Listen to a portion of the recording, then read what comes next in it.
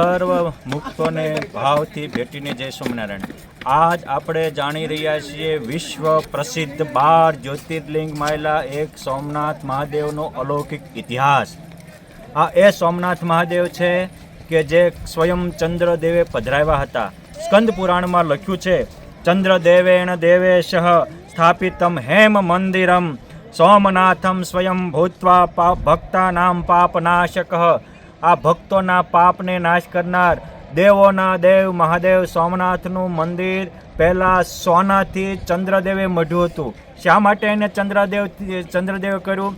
તો સ્કંદ પુરાણ, ભાગવતજી પુરાણ, મહાભારત એની ગવાહી પૂરે છે. આજના ઇતિહાસકારો 1000 વર્ષનો ઇતિહાસ કહે છે, પરંતુ સાચા ઇતિહાસકાર ભગવાન વ્યાસ છે કે જેને યુગો અને કલ્પો સુધીના ઇતિહાસ લખ્યા છે અને એ પરમ સત્ય છે. કેમ જે પરમાત્માએ લખેલા ઇતિહાસો છે, માટે એ ઇતિહાસોને કોઈ અવગણી ન શકે. સાચો ઇતિહાસ એ છે કે ભગવાન ચંદ્રદેવને દક્ષ મહારાજાએ, દક્ષ પ્રજાપતિએ 27 કન્યાઓ દાનમાં આપી હતી અને 27 કન્યાદાન થયા પછી 27 પૈકીની એક રોહિણી પ્રત્યે ચંદ્રદેવને અધિક પ્યાર થયો, એટલે બીજી 26 એની પત્નીઓને એ અપમાનિત કરતા હતા. એક અપમાન અનેક વાર નુકસાન કરે છે. એ ચંદ્રદેવે પોતાની જ પત્નીઓનું અપમાન કર્યું. એ પત્નીઓએ પિતાને વાત કરી ત્યારે દક્ષ પ્રજાપતિએ કહ્યું કે તું આવી રીતે મારું તારું કરનારા જા, ક્ષય રોગથી પીડિત થા, માનસિક પીડિત થા અને અપાર કષ્ટને પામ. એ વખતે ચંદ્રદેવ બ્રહ્માજીને શરણે ગયા અને બ્રહ્માજીએ કહ્યું કે આજે વિશ્વનું સર્વ તેજસ્વીમાં તેજસ્વી, ઓજસ્વીમાં ઓજસ્વી અને તત્કાળ સિદ્ધ દેનારું કોઈ ક્ષેત્ર હોય તો એ પ્રભાસ ક્ષેત્ર છે. ભા દીપ્તો ધાતુમાંથી બનેલો આ અતિશય પ્રકાશવાન, અતિશય તેજસ્વી, તત્કાળ સત્કાર્યોની સિદ્ધિ આપનારું ક્ષેત્ર એટલે આ પ્રભાસ ક્ષેત્ર છે. આ પ્રભાસ ક્ષેત્રમાં આવી અને ચંદ્રદેવે ખૂબ જ તપશ્ચર્યા કરી અને ટૂંક કાળમાં તપશ્ચર્યાના ફળરૂપે સ્વયંભૂ ભગવાન ભોળાનાથ પ્રગટ થયા અને એને રોગથી મુક્ત કર્યો, માનસિક રોગથી મુક્ત કર્યો અને આધિવ્યાધિના તાપથી મુક્ત કર્યા. ત્યારે ચંદ્રદેવે અતિશય પ્રસન્ન થઈ તમામ લોકો આ રીતે દુઃખથી મુક્ત થાય, પાપથી મુક્ત થાય, દોષોથી મુક્ત થાય એટલે સતયુગમાં સુવર્ણથી મંદિરને મઢ્યું હતું. ત્યારબાદ કાળનું કામ કરે એ સુવર્ણ મંદિર જર્જરિત થતાં રાવણ પણ શિવ ભક્ત હતો. એટલે જ્યારે દ્વાપર યુગ આવ્યો ત્યારે રાવણો રજિતમ દિવ્યમ લિંગમ મંદિરમ અદ્ભુતમ કાર્યામાસ ભક્ત્યા વૈ સોમનાથ મહેશ્વરમ.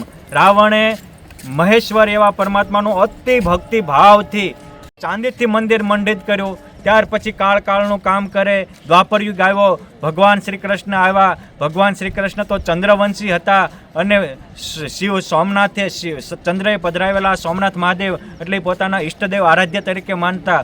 એટલે એ જમાનામાં ખુદ સ્વયં શ્રી કૃષ્ણ ભગવાને આ આખું સોમનાથનું મંદિર ચંદનના લાકડાથી બંધાવ્યું હતું. એનું સ્કંદ પુરાણ સાક્ષી પૂરે છે કે કૃષ્ણસ્તુ ચંદનેર દિવ્યમ કારયામાસ મંદિરમ સોમનાથમ મહાદેવમ પૂજયામાસ ભક્તિતઃ. ભક્તિથી પૂજા કરી અને વર્ષો સુધી ભગવાન શ્રી કૃષ્ણ અહીંયા આવ્યા હતા. અને એટલું જ નહીં, જ્યારે કૃષ્ણ ભગવાનના કુટુંબમાં કલેશ થયો ત્યારે એમ થયું કે આપણે આપણા ઈષ્ટદેવ ભગવાન ભોળાનાથને શરણે જઈએ તો કુટુંબમાં શાંતિ થાય. એટલે તમામ યાદવોને લઈને ભગવાન અહીંયા આવ્યા અને શ્રી કૃષ્ણ ભગવાને પોતાની અંતર ધ્યાન લીલા પણ આ પવિત્ર પુણ્ય ક્ષેત્રમાં કરી હતી. એટલે તો આ પુણ્ય ક્ષેત્ર માટે સ્કંદ પુરાણમાં લખ્યું કે દર્શનાથ, સ્પર્શાત, કીર્તનાથ સદ્ય એવ પાપનાશિનઃ સદ્ય મુક્તિ વિધાયક શિવલોકમ સ ગચ્છતિ. આ તીર્થ એવું છે, એના કોઈ દર્શન કરે, અહીંયા આવીને ભગવાન ભોળાનાથને અભિષેક કરે કે સ્પર્શન કરે કે એના કીર્તનનું ગાન કરે કે એના કીર્તનનું સ્મરણ કરે, એ પણ તમામ પાપથી મુક્ત થઈ અને તત્કાળ પરમાત્માના પરમધામને પામે છે, કૈલાસ લોકને પામે છે. એવા હેતુથી જ ભગવાન અહીંયા આવ્યા હતા. ત્યાર પછી કાળનું કામ કરે. જ્યારે આજથી 2000 વર્ષ પહેલાં શિલાદિત્ય નામના મૈત્રી વંશી રાજા થયા અને એને ચાલુક્ય કુલ એટલે કે સોલંકી કુલને અનુરૂપ શૈલીમાં આખું પથ્થરથી અને સુવર્ણ મંડિત મંદિર તૈયાર કર્યું હતું. અને એ મંદિરને પછી નાગપાલ ભટ્ટ બીજાએ આ જીર્ણોદ્ધાર કરી અને એનો ભવ્ય વિસ્તાર કર્યો હતો. અને એ વખતે આ માત્ર સોમનાથ એ સમૃદ્ધિથી છલકતું નહોતું. એ સોમનાથ આ મંદિર એ આધ્યાત્મિકતાનું કેન્દ્ર હતું, સંપત્તિનું કેન્દ્ર હતું, ભારતીય સંસ્કૃતિના આધાર સ્તંભ રૂપ હતું. અને એટલે જ મોહમ્મદ ગજની જેવા અનેક લૂંટારાઓએ આ મંદિરને 17 વાર તોડ્યું. એનો ઇતિહાસ વિશ્વ પ્રસિદ્ધ છે. મારે જે મેઇન પોઈન્ટ કહેવો છે એ છે કે આ ઋષિમુનિઓએ જે થાપ્યું ત્યારે અહીંયા આજે પણ મોટો સ્તંભ છે.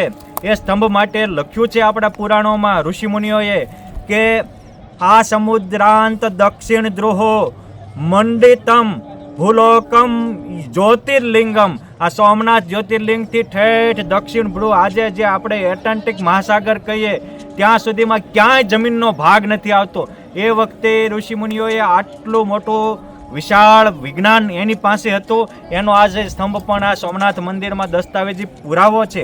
વળી જ્યારે શંકર ભગવાનને ચંદ્રમાએ પધરાવ્યા, શ્રી કૃષ્ણ ભગવાને જેનું પૂજન કર્યું એ સ્ફટિક લિંગ મણિ, સ્ફટિકનું મણિ હતું અને એવું ભવ્ય દિવ્ય હતું.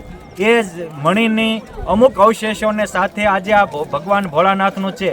એક આ ઇતિહાસ એવો છે કે હંમેશા જોડનારને પરમાત્મા સાથ આપે છે, તોડનારા ભૂહાઈ જાય છે. તોડનારાએ ભલે 17 વાર તોડ્યું પણ જોડનારાની આસ્થા હતી તો પરમાત્માએ હવના દિલમાં વસી અને આજે પાછું ગગનચુંબી મંદિરની વ્યવસ્થા કરી આપી. આ મંદિર ચંદ્રદેવે સુવર્ણથી નિર્મિત કર્યું હતું અને રાવણે ચાંદીથી નિર્મિત કર્યું હતું અને શ્રી કૃષ્ણ ભગવાને ચંદનથી કર્યું અને શિલાદિત્ય રાજાએ અત્યારેનું વિદ્યમાન જે પથ્થરનું છે એ સોલંકી કુળની શૈલી પ્રમાણેનું નિર્માણ કરેલું જે આજે આપણને દર્શન દઈ રહ્યા છે. અને અંતિમ વાત એ છે કે અત્યારે જે ઊભું છે એના નિર્માતા હતા ભારતના લોખંડી પુરુષ વલ્લભભાઈ પટેલ. એ વખતની સરકારે આને સાથ નહોતો આપ્યો તો પણ સંસ્કૃતિના સંરક્ષણ એ વલ્લભભાઈ પટેલ અને ડૉક્ટર રાજેન્દ્ર પ્રસાદ ત્રિવેદી જે ભારતના રાષ્ટ્રપતિ હતા એમને સાથે મળી અને આ મંદિરનું નિર્માણ કર્યું. ત્યારે હું લાખ વંદન કૃષ્ણ ભગવાનના વંશમાં જન્મેલા જાડેજા કુળને આપીશ કે એ જામનગરના મહારાજા દિગ્વિજયસિંહ જાડેજાએ એ વખતે આમાં 10 ટન હોનું આપ્યું હોય એવો ઇતિહાસ નોંધે છે. વિશ્વનું સૌથી મોટું દાન સોમનાથ માટે કૃષ્ણ ભગવાનના વારસદાર જાડેજા વંશ દિગ્વિજયસિંહજીએ કર્યું હતું. ત્યાર પછી પણ અનેક લોકોએ જે દાન કર્યું હોય એ બધા પણ ખૂબ વંદન અને અભિનંદનને પાત્ર છે. આપ પણ આને સમજી શકો તો તમને પણ વંદન અને ન સમજો તો અભિનંદન. માટે આપણે ભારતીયોને એક થવાનો સંદેશો એ આ સોમનાથ મંદિર આપે છે. એક રહેશું તો ભગવાનનો સાથ મળશે. જ્યારે મંદિર તૂટ્યું ત્યારે એક સંન્યાસી સાધના આરાધનામાં બેસી ગયા. ભગવાન ભોળાનાથે પ્રસન્ન થઈને માગવાનું કહ્યું ત્યારે કહ્યું કે આટલું મંદિર તૂટ્યું, આમાં 50,000 જેટલા તો નિર્દોષ તીર્થયાત્રીઓ અને પૂજારીઓની હત્યા થઈ. પ્રભુ તમે ક્યાં ગયા હતા? ત્યારે ભગવાને એટલું જ કીધું હતું કે તોડવા આવ્યો હતો. તોડનારાને મારા દર્શન ન હોય, જોડનારાને હોય. માટે આપણે જો જોડાશું તો ઈશ્વર આપણી સાથે રહેશે અને આપણે થોડા હશું તો તે દુશ્મનોના દાંત ખાટા થશે. આપણી આ સંસ્કૃતિ એ જોડવાની સંસ્કૃતિ છે અને જરૂર પડે તો હથિયાર ઉઠાવવાની પણ ભારતીય સંસ્કૃતિ છે. કેમ જે ભગવાન ભોળાનાથે પણ ત્રિશૂળ ઉઠાવ્યું છે, માં જગદંબા કાર્તિકે પણ અનેક પ્રકારના હથિયારો ઉઠાવ્યા છે. હનુમાનજી મહારાજે ગદા, શ્રી કૃષ્ણ ભગવાનને સુદર્શન ચક્ર, રામચંદ્ર ભગવાનને સારંગ ધનુષ અને અર્જુન જેવા વીર પુરુષોએ ગાંડીવ ધનુષ ઉઠાવ્યું છે. અને આઈના તે વખતે તૂટતા ત્યારે રક્ષામાં ઉભેલા એ ભીમદેવ સોલંકી અને એ વીર પુરુષ હતા હમીરસિંહ ગોહિલ, ભીલ વેગડો. એને પણ એ તે પોતાની જાનની જોખમે રક્ષામાં ઉભા રહ્યા હતા. પરંતુ એ દિવસે આપણે અંદરો-અંદર એકબીજા રમતા, બાજતા હતા અને ખટપટમાં હતા એટલે બે બાજે ત્રીજો ફાવે એમ ત્રીજા ફાવેલા જ. બાકી એ વખતે જો ભારતીય રાજાઓ એક થયા હોત તો કોના બાપની તાકાત છે કે ભારત સામે ઊંચી આંગળી કરી શકે. માટે આજે સોમનાથ સ્વાભિમાન પર્વ ચાલી રહ્યો છે ત્યારે આપણે પણ સોમનાથના મહાદેવના પ્રાંગણના દર્શન કરી આને દર્શન સ્પર્શ કે કીર્તનથી જેનું તત્કાળ પાપ નાશ થાય. પાપ શું છે?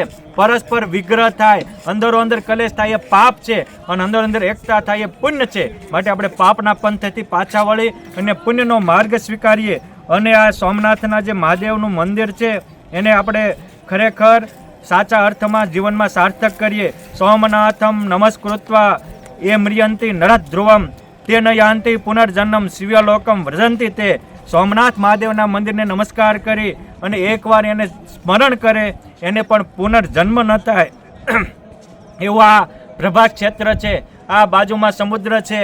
એક આની વિશેષતા એ છે કે આ સમુદ્રએ અનેક વાર અનેક તીર્થોને બોલ્યા છે, અનેક આજુબાજુના બંદરોને જબોળ્યા છે, પણ સૃષ્ટિનું સર્જન થયું ત્યારથી આરંભીને આ મહાદેવને સોમનાથના દરિયાએ સાથ આપ્યો છે.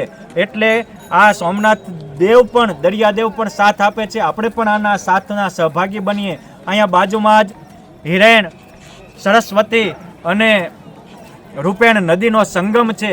ત્યાં પણ ભગવાન અને મોટા મોટા ઋષિમુનિઓએ, દેવોએ સ્નાન કર્યું છે. કપિલ ભગવાન પણ અહીંયા પધારેલા, દત્તાત્રેય ભગવાન પણ પધારેલા, ભગવાન શ્રી કૃષ્ણ પણ પધારેલા, પાંડવો પણ અહીંયા પધારેલા. માટે આ બધા જ આપણા વીર પુરુષોની, આદર્શ પુરુષોની, અવતાર પુરુષોની ગાથાઓને આપણે આપણા જીવનમાં અમર કરીએ અને ટચુકડા નહીં, લાંબા ઇતિહાસને અમર રાખી અને આપણા જીવનને પણ અમર તરફ વાળીએ, અંધકારથી પાછા વળીએ, અંજવાળા તરફ ચાલીએ, કુસુમથી પાછા વળી એકતાના માર્ગે આગળ વધીએ, આપણા જન્મને સાર્થક કરીએ.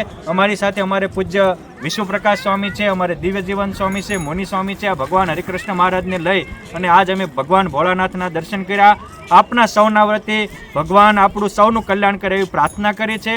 આપ પણ આ પ્રાર્થનામાં જોડાજો અને આપણો જન્મ સાર્થક થાય એવું કરજો. એવી ભગવાન ભોળાનાથને, ભગવાન શ્રી કૃષ્ણને અને સર્વ અવતારી ભગવાન સ્વામિનારાયણના પાવન ચરણોમાં પ્રાર્થના. જય સ્વામિનારાયણ.